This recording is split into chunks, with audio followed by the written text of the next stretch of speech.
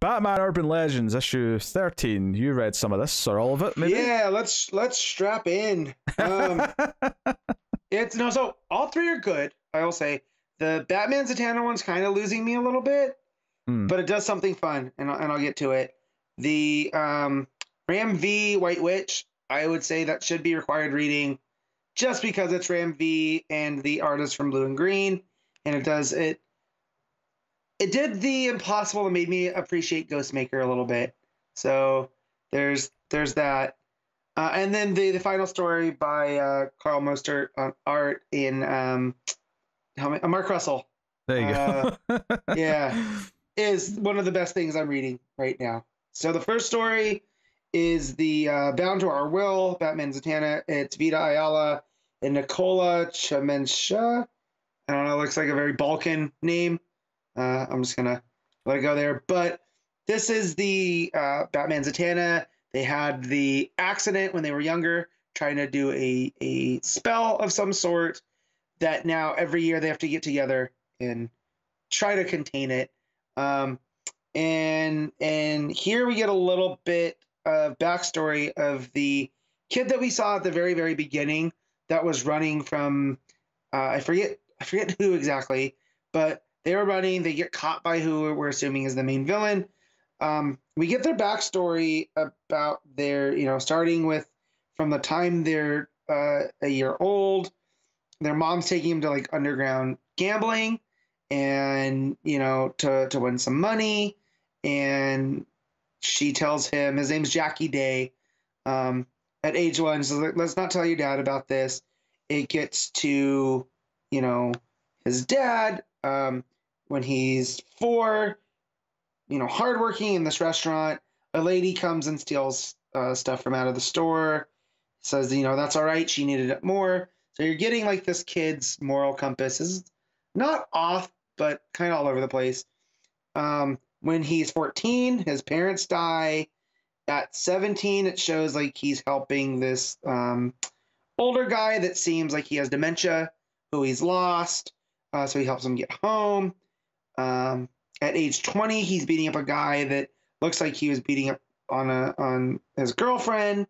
It's like what kind of person beats his boyfriend? Also, his boyfriend on boyfriend. It's like, why don't you try picking on someone your own size? So it just shows that this guy, he's a good person at heart. And then it gets to when he was 28 and gets caught by this villain who performs this ritual on him, which releases, and this is where I get a little bit lost. Like, there are these magical beings that feed on emotions, and it makes it seem like Batman and Zatanna doing the ritual kind of reawoken these creatures, and it almost looks as if Vita Ayala has made the Jersey Devil and Mothman canonical DC creatures. So it gets to Constantine explaining what he thinks is going on from his perspective to Batman. And over this page, as it's going, there's a bat and a raven, who you assume represent Bruce and Zatanna, that they're swirling around this like whirlpool of energy. And it brings to the attention Mothman and the Jersey Devil, who are 2 cryptids. I don't know if Pete knows who they are, but I know Tim definitely would. Oh yeah, Tim will know this sort of thing. Right? This is a mythological thing. Tim will know it. Yeah, so like it brings to the attention of what looks like the Jersey Devil and Mothman, who then feed off of Bruce and Zatanna, in that, them having to go back every year to try to seal it just empowers these creatures more. To which it's inferred that Jackie Day is this reincarnation of one of them, and that over the course of time, they have kind of led humans. They've fed off of humans, off of these emotions, and that they were like responsible for, because just as Jackie's been gone for 300 years, but like they're responsible for teaching the Romans to play the fiddle while Rome burned. In just basically they're around when every bad thing happens, because that's what they feed off of. And if you know your Mothman lore, that's what kind of seems like Mothman does. Like the Mothman shows up in these times of great peril, and that that there are these beings that have powers like Batman or Zatanna. They're drawn more to them now because uh, their powers prey on belief, and that people believe in the superheroes. So these are like full on buffets for these two, and that they're looking to Bruce and Zatanna to feed on. So Bruce and Constantine kind of have this back and forth, and that Bruce is like, I don't trust you. You're a trash human being, but you're kind of our only, Zatanna trusts you. You're kind of our only chance at solving this. So they do some magic, and they're able to seal him off. Where they're in like this, where are they? They're in like a church building. He's able to seal them off, so these two beings can't find them. And that them about going back and them sealing up every, it isn't just like, it isn't really a possession. It's kind of like magic trying to stabilize itself through Batman and Zatanna. So Zatanna and Constantine have this moment, where, he's like, well, we'll get this figured out. They go to perform this ritual to try to purge them, and the two energy beings come up and totally just take them all to task. Bruce tries to fight back. Zatanna's doing her reverse magic. But it's a little bit too much. They overpower them, and it looks like they knocked the soul out of Constantine, which then leads them to look very, very sinister. Jackie Day and the villain, they're like, okay, now that he's taken care of, well, it's time to stop playing with our food. And it looks like they're going to go straight for Bruce and Zatanna. It's pretty good. It's a little bit, I get lost a little bit trying to figure out how, Mothman and the powers of belief and the Jersey Devil, why exactly they picked them to represent like we did. Like, I understand Bruce as the Bat and Zatanna as the Raven. But why those, and then it's not touched on at all. And this is what I wish Connor was reading, because he's much more dialed in to this kind of stuff when it comes to magical and looking at things a certain way than I am. But the art's pretty good. It has like a good Rosmo kind of vibe to it. Like sometimes the proportions are a little off, but it's just cartoony enough to keep working. So it works really well with magic, and like Bruce and Constantine's expressions towards each other are kind of over the top, but they work really well. So I'll give this is part 3 out of 6. It's about, I can't remember what I gave the other ones. But I'll give this a 7. So that goes to the Ram V story, Stigma, White Witch, with Anand RK on the art. And this is just wrapping up where kind of we know White Witch from. So up to this point, she's been part of this group. She's having these memories of different missions where she's met with Bruce Wayne and whoever becomes Ghostmaker, because they're in this same type of training. But the last memory she has before becoming the White Witch is fighting back to back with Ghostmaker, and how during their training they fell in love. And this is we didn't need words, but I promised I'd be at his side through all the blood and fire, certain deaths and close shaves, and I knew he'd do the same for me.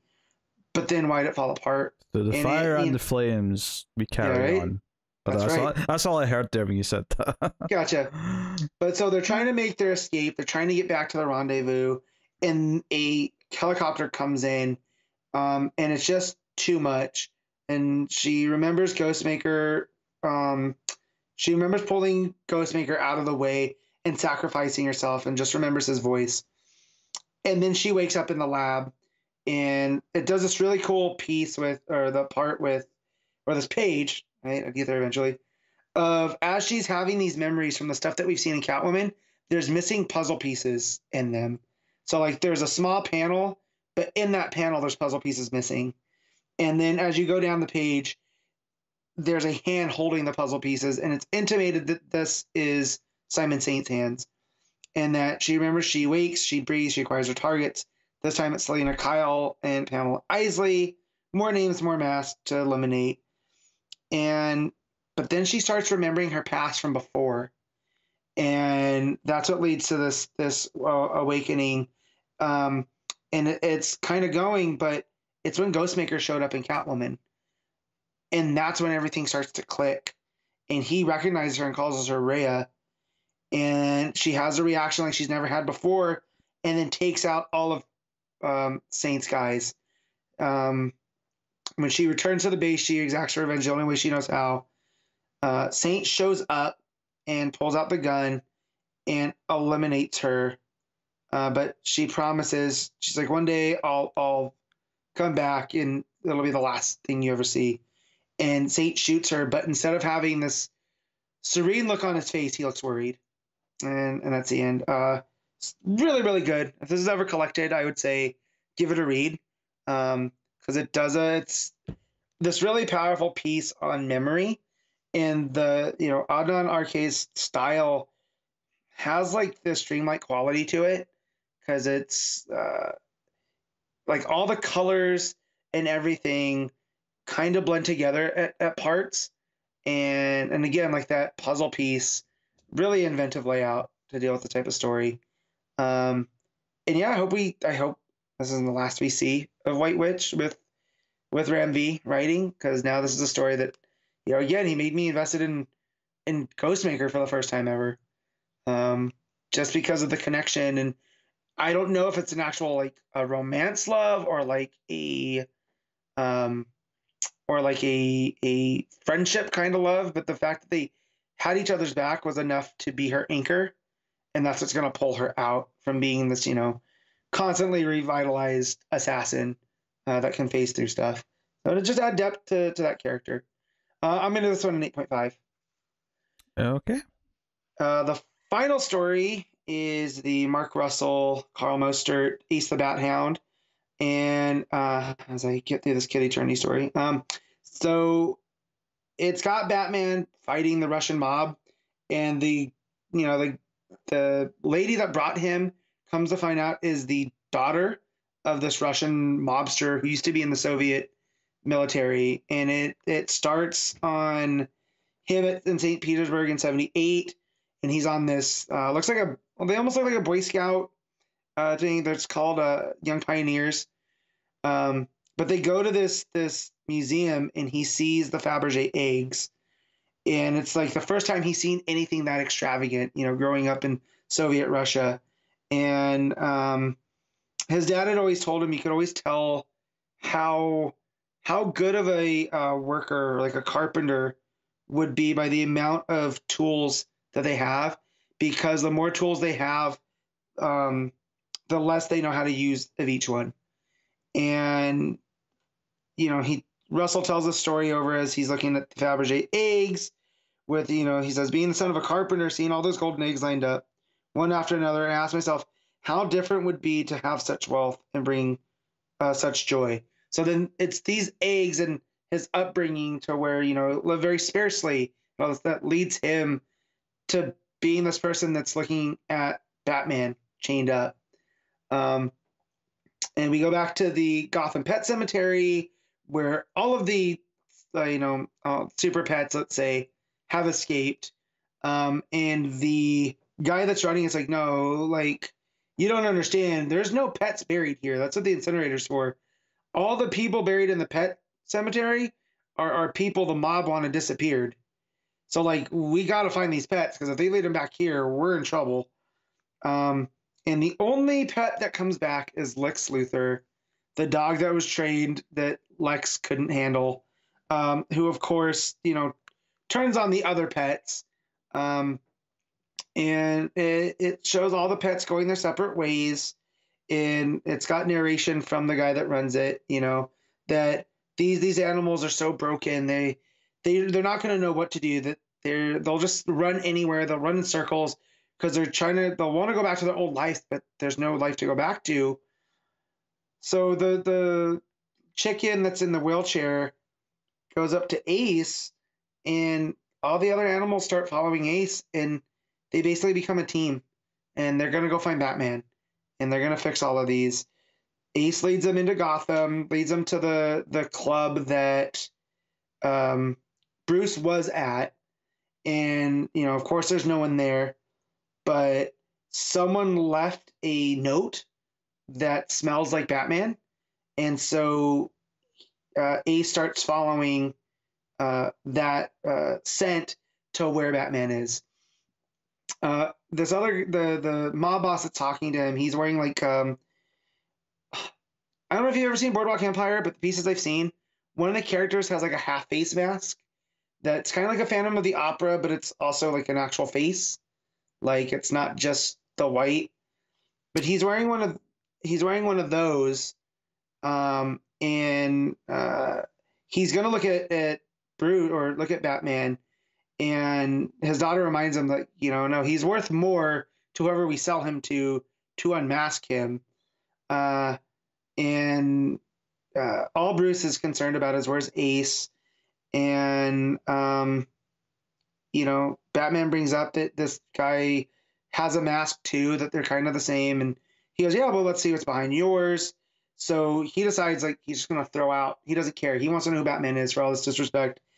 And as they try to take the mask off, Batman's mask defenses come into play. And the first guy gets electrocuted. And sometimes this might be too far, but I'm going to give Russell the benefit of the doubt because of his style. The next guy that tries to take it off ends up getting hit with a flamethrower that's coming out of the cowl. It's like Bruce has somehow built a flamethrower into his eyebrow region of it, so they can't take off the mask. So, they're getting ready to send him off now because he's like, oh, I'm not going to see his face. Let's just sell Batman. And the daughter puts a gas mask on and, knocks Batman out with a gas. So then as they're transporting Batman, the Soviet general guy starts telling a story about this lion in a zoo. And he once read a story about that, to save money, they would feed the lion dogs and cats from the local area. But one day, this puppy that they tried to feed it to thought it was a game and awakened something in this lion, and they became best friends. And up until the day that the puppy died, that they thought like, oh, now, well, the lion can be a lion again. But it wasn't, that the lion ended up dying of sadness. And as he's telling the story, we're seeing Ace and all of these super pets go through this place that Batman was being held and just taking out the bad guys. You have the bear, making guards open doors, and them looking for him, looking for Bruce. And the daughter's like, okay, so what was the point of that story? And he goes, it's just a story. Sometimes stories don't have meanings, which made me think of the story that Tom King had told. That was also a Russian folk story that apparently Bruce liked to hear when he was a kid, which I wonder if this is Russell's kind of take on that. It's just a little bit more explicit in the, there's kind of no point to it. But Ace goes into the room where Bruce was being held, and he sees an impression of a bat symbol. So I don't know if this is just him seeing this is where Batman was. But the other pets are waiting for him to come back out. Lex Luthor has led a team of snipers up on the roof to where the animals are, and they're waiting for him, and that's where the story ends. I hope this doesn't go too tragic. There's still 3 issues left, but I'm already getting Pride of Baghdad vibes, where Russell has really made me care about these animals that are, broken, and they seem like they don't have any worth. Yet Ace is teaching them because Bruce taught him his worth, and that they're finding worth by working together. And I just don't want anything bad to happen to him. But I'm super invested into this story. That's why I picked up this. As good as the Ram V one was, this is really why I picked this book up. But yeah, so I'll give this one an 8. All right. So what's your overall rating then? If you're I'll give it overall an 8 then.